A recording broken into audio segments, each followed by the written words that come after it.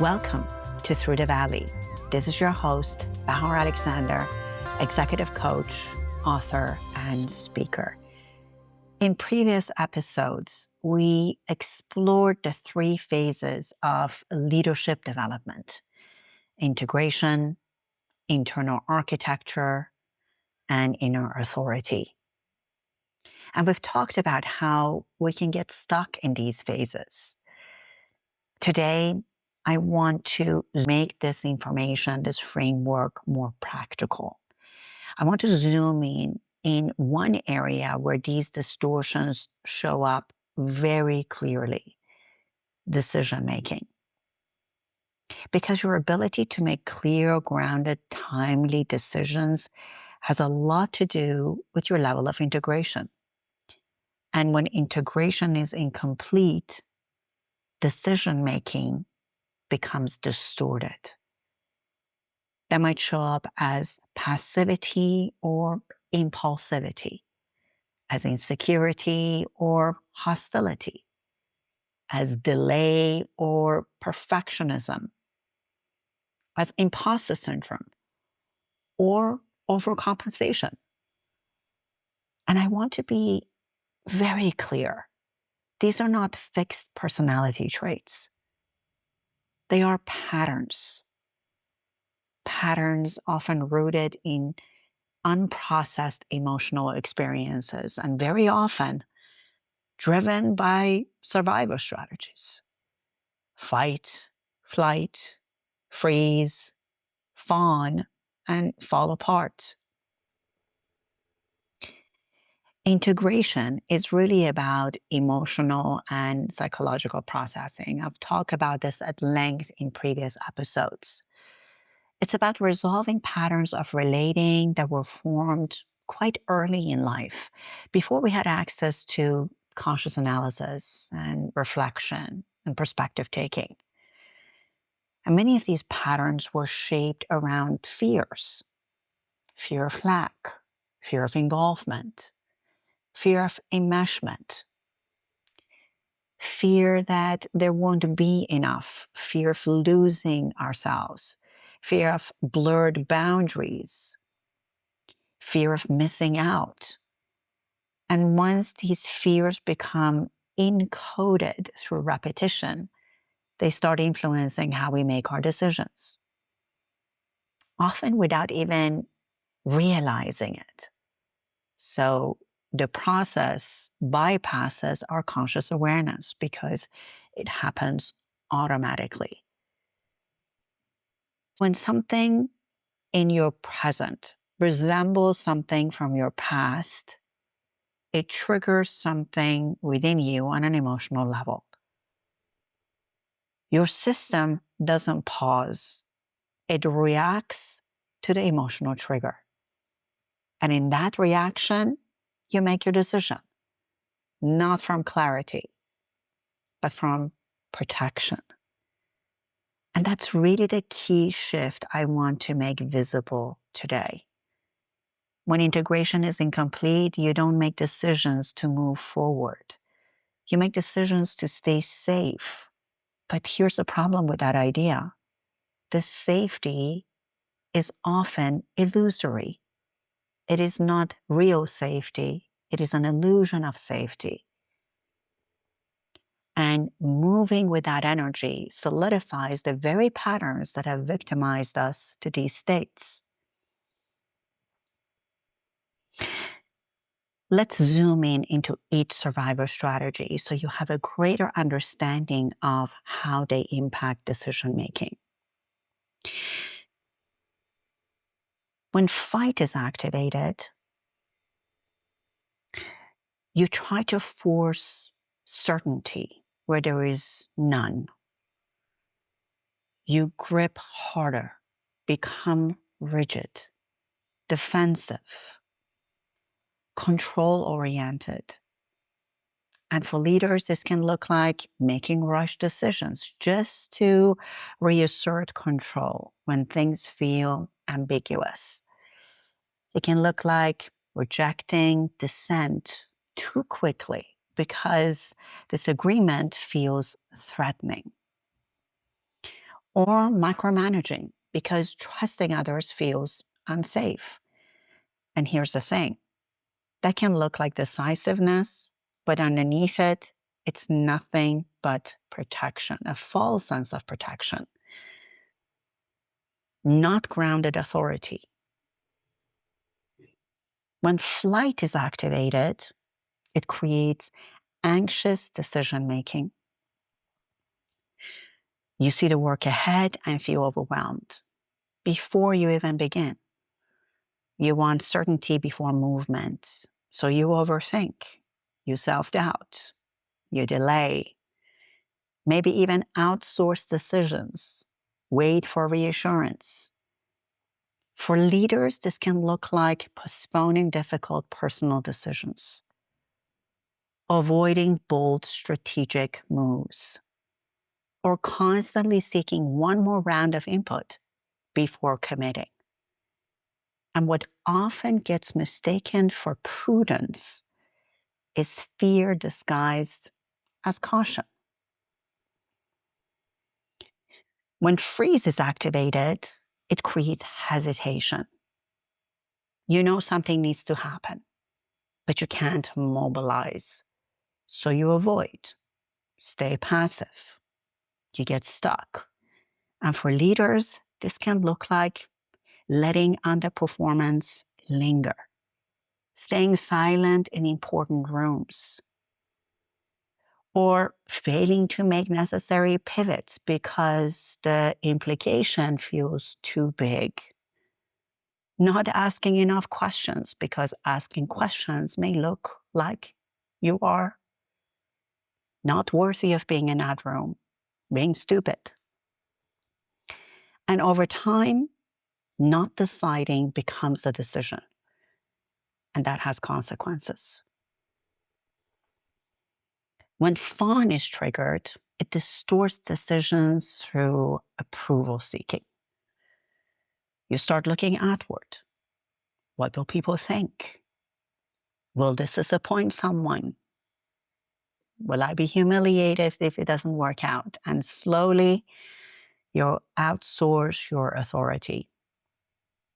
For leaders, this can look like saying yes to priorities that dilute strategy, over accommodating strong personalities, or choosing harmony over what the situation actually requires.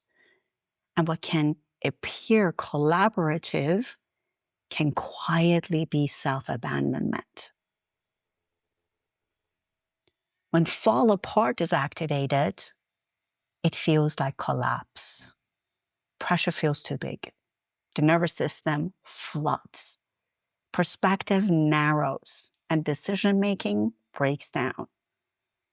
For leaders, this can look like overreacting to setbacks, making emotionally flooded decisions in crisis, or withdrawing from decision-making altogether when complexity spikes. And what looks like exhaustion is often collapse under perceived overwhelm.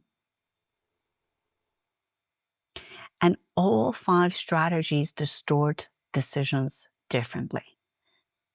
But they come from the same place, a flawed sense of safety.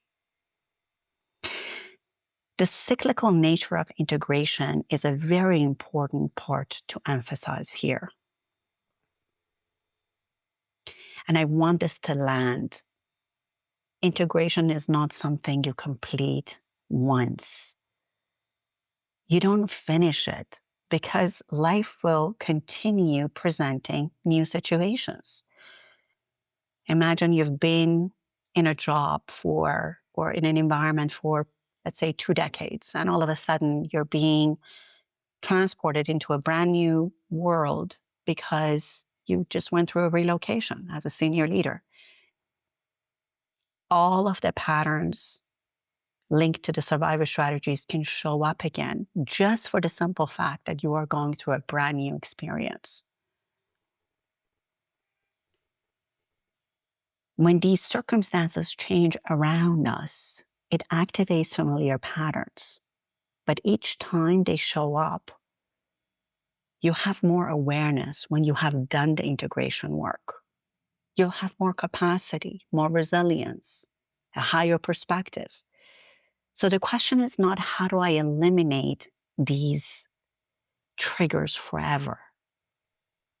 The better question is how do I meet this differently now at a higher level of awareness, not within the maze, but above the maze?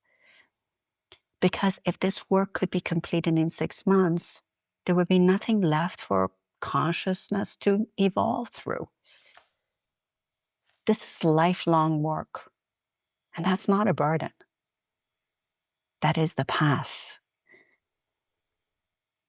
Now, I want to give you 3 practical exercises the next time you are coming face to face with a decision so that the information becomes more actionable for you. There are 3 steps. Step number 1 is the decision pause. Before making an important decision, I want you to pause and ask yourself, am I deciding from clarity or from protection? That question alone creates separation between you and the pattern. It's a great starting point. But that's not enough. We have to go to the second step. The second exercise is called name the strategy. Ask yourself which survival strategy is running right now. Is it fight? Is it flight? Is it freeze? Is it fawn? Or is it fall apart? Naming the pattern interrupts identification with it. You're putting it outside of yourself. It's something you are doing. It's not who you are. The last step, the third exercise, is reclaiming inner authority. Before acting, before calling the decision, ask, if I were not making this decision from fear, what would I choose? Sit with that, then move from there. This is such an important exercise, this 3-step exercise that can be done individually or in a chronological order when you're facing a decision. And what they do is they help you create a greater level of awareness about the pattern that's been silently running the show, which has gone undetected in your conscious mind. This activity increases your ability to be self-compassionate, lower the voice of judgment, and at the same time increase your capacity for understanding how triggers work within yourself, but also when it shows up in others, which helps you grow your relational intelligence. We've talked about this in the episode focused on executive presence. Relational intelligence is a big part of mastering leadership. Now, before we close, I want to mention something. In future episodes, I'll expand on the topic of decision making and introduce you to a framework I've been working on for aligned decision making. It's something I usually teach in workshop settings, but I want to start sharing pieces of it here because there are ways to move through decisions with more precision and accuracy. Not to guarantee a particular outcome. That's not the objective here, but to help ensure decisions are made consciously and not shaped by subconscious sabotage, which is exactly what the survivor strategies do. And there is a difference. We're not aiming for perfection in decision making. We are aiming for conscious decision making. Very important that you file that one away. In closing, as you move through your week, I want you to notice your decisions. Not just what you decide, but how you decide. because decision-making is a mirror of your level of integration. And the more you integrate, the more your decisions become clear, grounded, aligned. And I want to leave you with this. Decision-making requires calibration. Calibration to guiding principles, to values, to conscious discernment. But when fear takes over, our ability to access that calibration gets reduced. It gets overshadowed by defense mechanisms. And that's why the frameworks we've explored in previous episodes matter so much. They help restore conscious access when protection starts running the system. If you want to listen to earlier episodes, I would strongly encourage you to do that because they build the foundation before we start adding more structure. And foundations matter. And if something in this episode touched something within you and you found it useful and inspiring, please consider liking, reviewing, and sharing it with others who may benefit from it. Because these conversations grow through resonance. Moving forward, I will be bringing more topics such as decision-making, communication, negotiation, and so many other, to make the framework I've introduced here, the 3 pillars to leadership development, more practical for you. If there are topics you would like me to speak to, please don't hesitate to leave a note in response to the podcast, and I will cover those topics in future episodes. Thank you for being here. Thank you for listening. And as always, we don't go around the valley. We go through it. And for now, I leave you with this. Shift your psychology to shift your energy and shift your leadership. Until next time.